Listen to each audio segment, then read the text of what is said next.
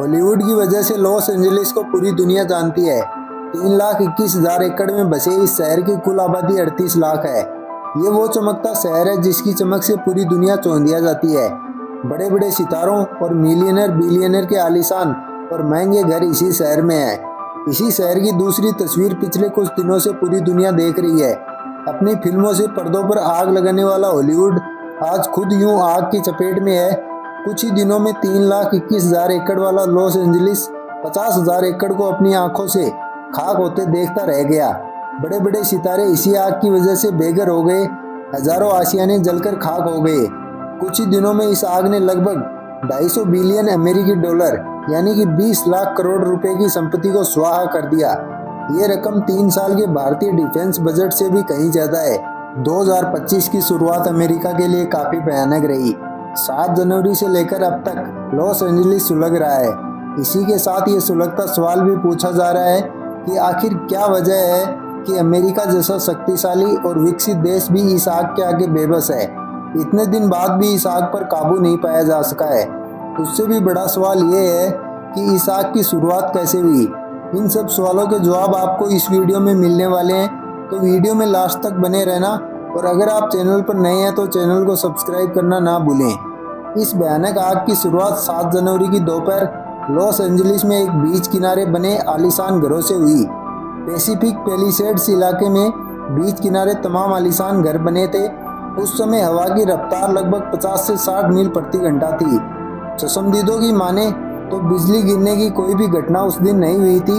Los Angeles में आग लगने की सबसे बड़ी वजहों में से एक अहम वजह बिजली को ही माना जाता है।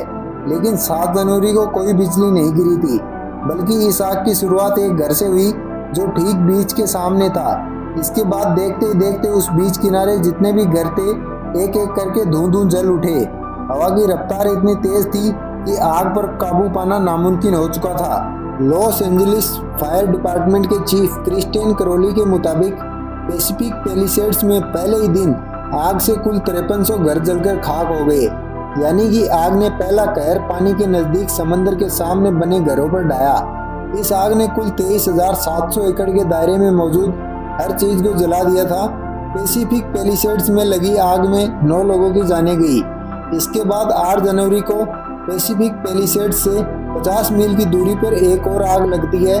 लॉस एंजलिस के पूर्व की तरफ ईटन के पेसाडीना और अल्ट्राडीना में लगी इस आग ने लगभग 14,000 एकड़ को अपने चपेट में ले लिया। देखते ही देखते 7,000 स्ट्रक्चर जलकर खाक हो गए। जिस वक्त यहाँ आग लगी तब यहाँ हवा की रफ्तार 60 मील प्रति घंटा से कहीं ज्यादा थी। ईटन फायर कैलिफोर्निया के इतिहास का अब तक का खौफनाक फायर था। यहाँ लगी आग में अब तक कुल 16 जानें जा चुकी हैं। 8 जनवरी को ही लॉस एंजलिस में एक और जगह आग लगी थी। ये जगह थी एंटीलोप वैली। यह आग शाम को उस वक्त फैली जब हवा की रफ्तार बेहद तेज थी। इस आग ने 348 एकड़ का पूरा एरिया जलाकर खाक कर दिया। आग लगने की यह दिल दहला देने वाली घटना यहीं समाप्त नहीं होती, बल्कि इसके बाद कैलिफोर्निया के उत्तर में सैन फर्नांडो के करीब चौथी आग भड़की। इस आग ने कुल 855 एकड़ इलाके को लगभग पूरी तरह भस्म कर दिया। इसके बाद सनसेट के वक्त लॉस एंजलिस की सबसे मशहूर जगह हॉलीवुड हिल्स पर आग लगी। यही वो आग थी जिसने पहली बार दुनिया का ध्यान इस आग की तरफ खींचा। इस आग ने हॉलीवुड के बड़े बड़े दिग्गजों के आलीशान आशियानों को मटिया मेट करके रख दिया। बड़े बड़े सितारों को जान बचाकर अपने घरों से भागना पड़ा। इन सभी इलाकों में आग ने सबसे ज्यादा कहर ढाया। अब भी कुछ इलाकों में आग पर पूरी तरह से काबू नहीं पाया जा सका है। अब तक 1.5 लाख लोगों को उनके घरों से निकालकर सुरक्षित जगहों पर भेजा गया है। इसे दुनिया की सबसे खतरनाक आग दुर्घटनाओं में से एक माना गया है। आपको क्या लगता है आग लगने की असली वजह क्या थी? कमेंट्स में जरूर बताना।